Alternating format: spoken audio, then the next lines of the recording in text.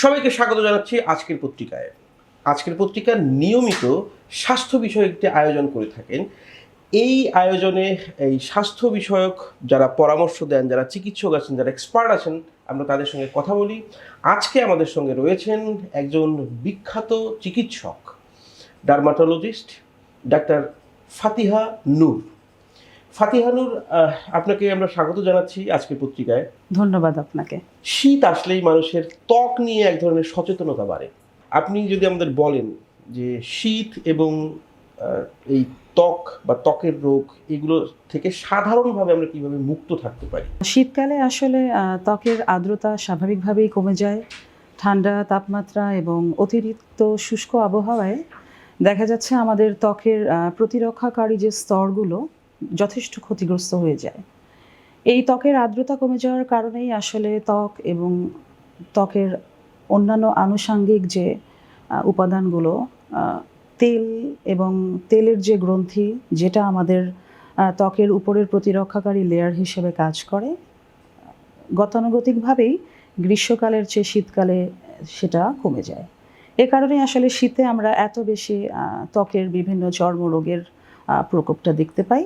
আর শীতকালে আসলে সাধারণত দেখা যায় যে ত্বকের শুষ্ক হয়ে যাওয়া, ত্বকের আর্দ্রতা কমে যাওয়ার পাশাপাশি ঠোঁট ফেটে যাওয়া, হাত পায়ের চামড়া শুকিয়ে যাওয়া, ত্বকের যেই লাবণ্যতা সেটা স্বাভাবিকভাবেই কমে যাওয়া, পায়ের গোড়ালি ফাটা এটাও একটা কমন উপসর্গ। পাশাপাশি বিভিন্ন সংক্রামিক এবং ছোঁয়াচে যেসব চর্মরোগ আছে, চুলকানি, সোরিয়াসিস, এক্সিমা বা ত্বকের খুশকি এবং মাথার চুল পড়ে যাওয়ার এই যে কমন সমস্যাগুলো, এগুলোই আসলে আমরা শীতকালীন যে আবহাওয়ায় আমরা বেশি দেখতে পাই।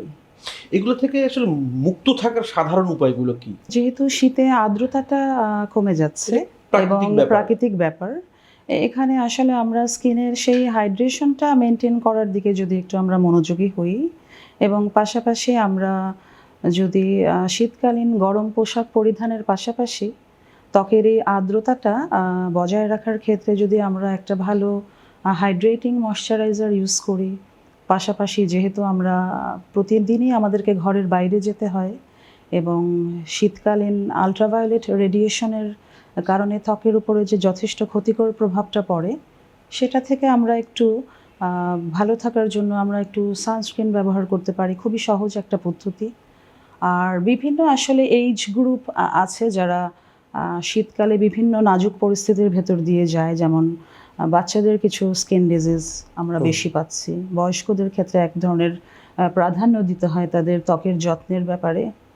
তো আসলে সামগ্রিকভাবে আমি সহজ কথায় বলতে চাই যে স্কিনের আর্দ্রতাটা যদি আমি ধরে রাখতে পারি একটা ভালো ময়শ্চারাইজার দিয়ে এবং ত্বকের যত্নে আমরা যদি একটা ভালো সানস্ক্রিন ব্যবহার করতে পারি ঘরের বাইরে যাওয়ার সময়, আমার মনে হয় এই দুটো ছোট্ট কাজ করে আমরা অনেকাংশেই স্কিনটাকে শীতে ভালো রাখতে পারি। একটা খুব সাধারণ কথা আমরা শুনে থাকি যে ভেতর থেকে ভালো থাকতে হবে, বিশেষ করে পানি পান করতে হবে প্রচুর, শীতের যে সবজি আছে, যে মানে ভিটামিন সি যুক্ত ফল বা এইরকম যে বিষয়গুলো আছে যেগুলো খেলে আপনার ভেতর থেকে ভালো থাকা যায়। এই যে ভেতর থেকে ভালো থাকা যায়, একজন চিকিৎসক হিসেবে এই বিষয়টা যদি আপনি একটু সহজ করে। আসলে আমাদের একটা খুব প্রচলিত টার্ম আছে বিউটি স্কিন ডিপ বলে একটা কথা আছে। ডেফিনেটলি স্কিনের যে স্ট্রাকচারাল ব্যাপারটা, ত্বকের একটা বিশেষ লেয়ারে পানি থাকে এবং আমাদের স্কিনের প্রোটেক্টিভ লেয়ারে যথেষ্ট পরিমাণ তেল থাকে।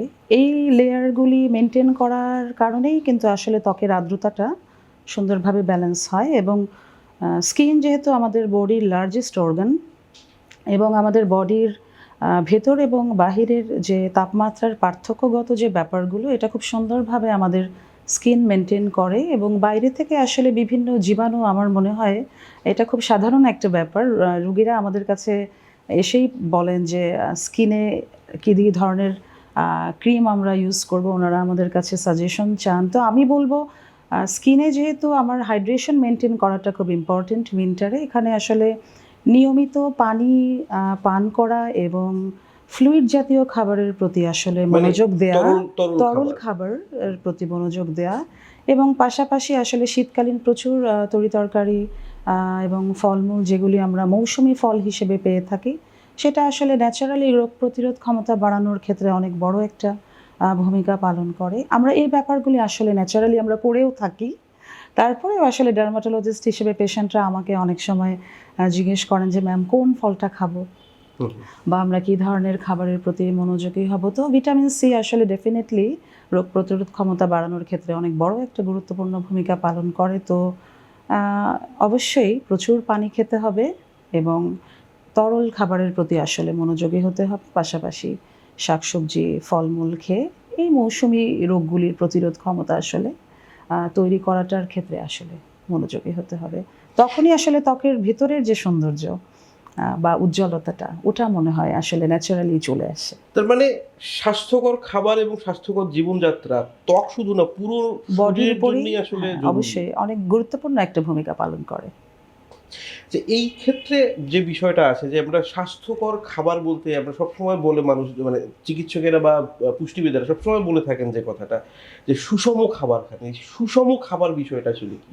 আসলে স্কিনের স্ট্রাকচারাল ব্যাপারটা যদি আমি একটু ছোট করে বলি, এটার স্ট্রাকচারাল ইউনিটটাই হচ্ছে প্রোটিন। তো ত্বকের জন্য যেহেতু আমাদের সুষম খাদ্য বলতে গেলে প্রথমে আমাকে প্রোটিন আছে, আমিষ জাতীয় খাবারের প্রতি আসলে আমাকে বেশি মানে মনোযোগ দিতে হয় রোগীদেরকে। প্রাণীজ বা উদ্ভিজ? হ্যাঁ, দুটোই হতে পারে। এবং পাশাপাশি আমি পেশেন্টদেরকে রিকোয়েস্ট করি যে যেহেতু ত্বক এবং চুল দুটোই আসলে প্রোটিন দিয়ে গঠিত, সেই ক্ষেত্রে আমাদের সুষম খাবারের মধ্যে আমিষ জাতীয় খাবারের প্রতি আমাদেরকে একটু বিশেষ মনোযোগ দিতে হবে।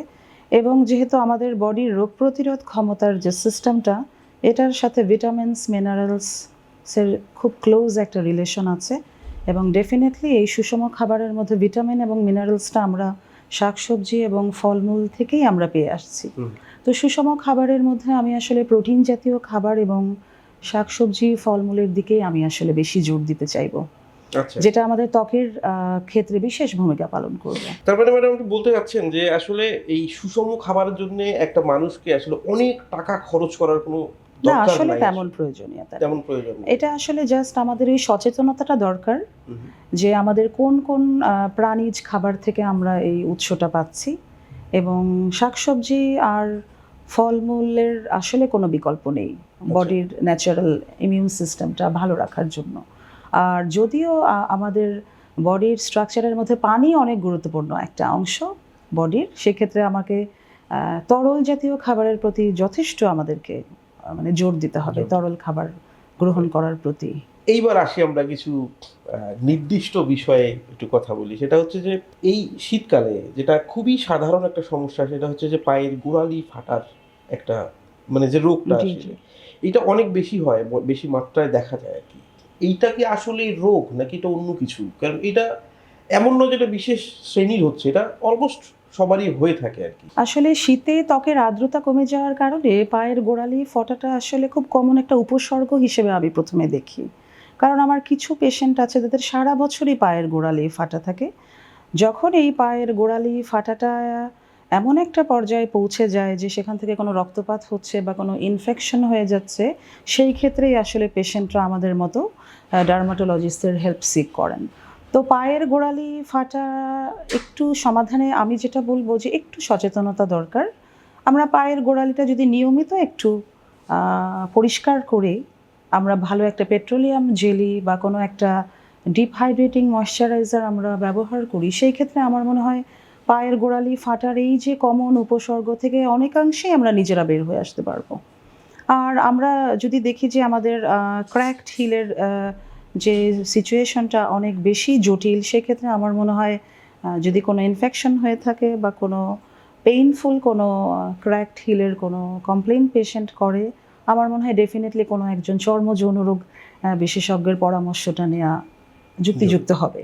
তার মানে পায়ের গোড়ালি ফাটায় ব্যাপারটা আসলে খুব মানে বলবো যে অন্য রোগের মতো না, জটিল কিছু নয়। এটা সচেতন থাকলে এটা এড়ানো সম্ভব। আর যদি এমন কোনো একটা বিশেষ ক্ষেত্রে আমরা এড়িয়ে যেতে না পারি, সেক্ষেত্রে আমাদের চর্মযৌন রোগ বিশেষজ্ঞের পরামর্শ তো আমাদের সেটা জন্য নিতেই আছেই। হবে। হ্যাঁ, জি, সেটা তো এটাই। নিতেই হবে শেষ পর্যন্ত। জি জি। তো ব্যাপারটা তো বুঝলেন যে শীতকালে যে গোড়ালি ফাটার রোগটা হয় আসলে এইটা খুবই সচেতন থাকলেই আহ, মানে এটাকে এড়ানো সম্ভব, এটা থেকে মুক্ত থাকা সম্ভব। এবং এই রকম অনেক অনেক বিষয় নিয়ে আমরা কথা বলছি ডাক্তার ফাতিহা নূরের সঙ্গে। অবশ্যই সঙ্গে থাকবেন এবং পুরো ভিডিও দেখতে থাকবেন যাতে সচেতন থাকতে পারেন। এবং সচেতন থাকলে একজন চিকিৎসক হিসেবে তিনি যেটা বলছেন যে সচেতন থাকলে আসলে অনেক রোগ এড়ানো সম্ভব। তাতে যেটা হয় যে অর্থনৈতিকভাবেও আসলে অনেকটা রিলিফ থাকা সম্ভব। দুটোই কিন্তু অঙ্গাঙ্গিভাবে জড়িত।